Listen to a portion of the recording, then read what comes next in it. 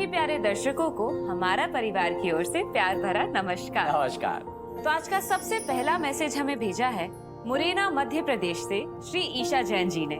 ईशा जी नमस्ते। नमस्कार ईशा जी। ईशा जी लिखती है, गृहस्थी में अवनी इतना घुल गई है कि अपनी खुद की आवाज उसकी दब गई। सबके सामने जो देखने में बुरा लगता है, लेकिन उसकी बेटी और माँ की बॉन्ड बहुत अच्छी लग रही। ईशा जी, प्रशंसा भेजने के लिए बहुत बहुत धन्यवाद। हम आपकी ये प्रशंसा को जी टीवी की टीम तक जरूर फॉरवर्ड करेंगे। और हाँ, अगले सेट विजिट पर अवनी जी को आपकी ये प्रशंसा जरूर बताएंगे। बहुत बहुत धन्यवाद। अगला मैसेज हमें भेजा है हजारीबाग झारखंड से योगिता सिन्हा जी ने। योगिता जी नमस्कार। नमस्कार योगिता जी। योगिता जी लिखती है, नमस्ते। मलिष्का की पोल खुलने में ज्यादा वक्त लिया तो सच्चाई पर झूठ की विजय होते रहेंगे। जी टीवी से अनुरोध है कि सीरियल को लंबा खींचने के बजाय सही का साथ दें और प्यार से और खट्टे मीठे अनुभव के साथ मलिष्का को जेल भेजो।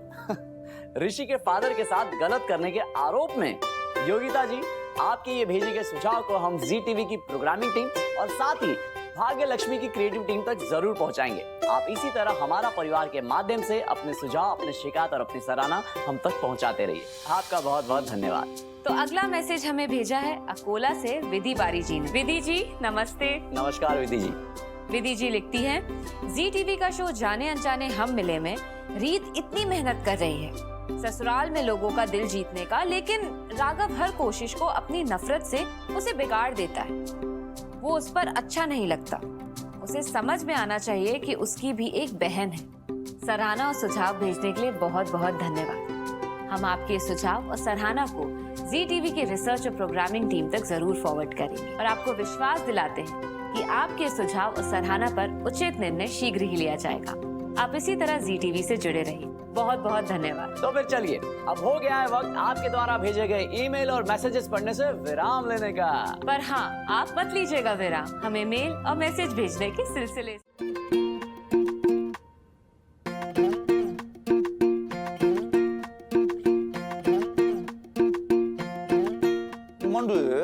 अरे किससे बात कर रही थी यहाँ सच के भाई?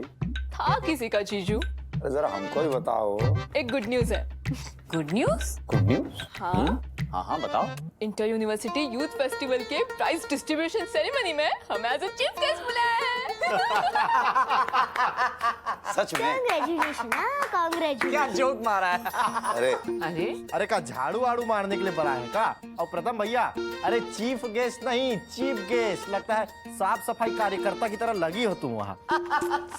ये बहुत गलत बात कर रहे हो तुम।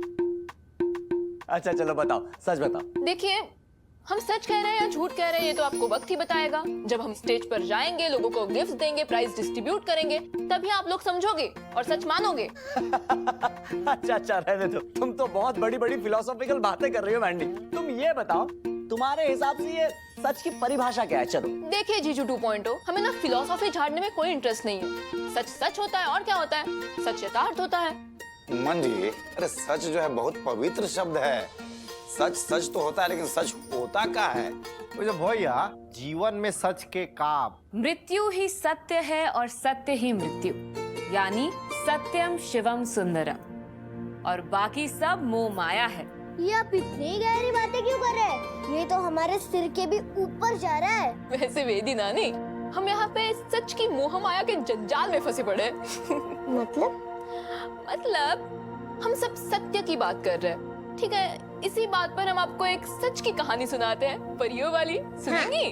यस मसी। तो सुनो। बहुत पहले की बात है। एक गांव में एक आलसी आदमी रहा करता था। काम तो कुछ करता नहीं। उसने शेख चिल्ली को एक रस्सी और एक डंडा दिया और ये बताया कि रस्सी तुम्हारी आज्ञा पाकर किसी को भी बांध देगी और डंडा उसकी कुटाई करेगा। परियों ने उसी गांव के उसी घर जाने की आज्ञा दी। शेख चिल्ली को आया देख उस घर के लोग पहले तो डर गए, पर जब शेख चिल्ली ने उन्हें नए करतब दिखाने को कहा, तब वो सब उसकी आव भगत करने लगे। वो सब शेख चिल्ली से बार बार नए करतब दिखाने की जिद कर रहे थे। शेख चिल्ली ने रस्सी को आज्ञा दी, सभी को बांध लो, और डंडे को कूटने की आज्ञा दी। हवा में उड़ती रस्सी ने सबको बांध लिया और डंडा लगा पिटाई करने। डंडे की पिटाई से बेहाल वो सारे लालची लोग माफी मांगने लग गए। उन्होंने शेख चिल्ली का चुराया हुआ सामान वापस करने का वादा किया। तब शेख चिल्ली ने रस्सी और डंडे को वापस बुला लिया और अपने चारों करामती सामान लेकर घर वापस चल दिया। पर शेख चिल्ली को इतने जल्दी वापस आया देख पत्नी फिर से नाराज हो गई। उसने कहा कि खबरदार, घर के अंदर कदम न रखना। पास रखा डंडा उठाकर वो शेख चिल्ली को मारने दौड़ी, पर शेख चिल्ली ने करामती रस्सी को आज्ञा दे दी। रस्सी ने पत्नी को बांध लिया और बारी बारी से शेख चिल्ली ने उसे चारों करामती चीजें दिखाई। ये सब देख पत्नी बहुत खुश हुई। शेख चिल्ली की सच्चाई के कारण उनकी जिंदगी खुशहाल हो गई। अरे वाह। वाह, तो ये थी शेख चिल्ली की सच्चाई की कथा। तो हमारे प्यारे जी टीवी के दर्शकों, ऐसी प्रेरक कहानियों का दौर तो हमारा परिवार में चलते ही रहता है। तो हमारे प्यारे दर्शकों, अगर ऐसी कहानी आप चाहते हैं कि आगे भी सुनाई जाती रहे, तो उसके लिए आपको जुड़े रहना होगा हमारा परिवार और जी टीवी के साथ। और एक बात, जी टीवी के किसी भी शो से संबंधित अगर आपके मन में कोई भी प्रश्न, कोई भी सुझाव, कोई भी शिकायत हो तो हमें लिख भेजिए ना हमारा परिवार के ईमेल और व्हाट्सएप पर।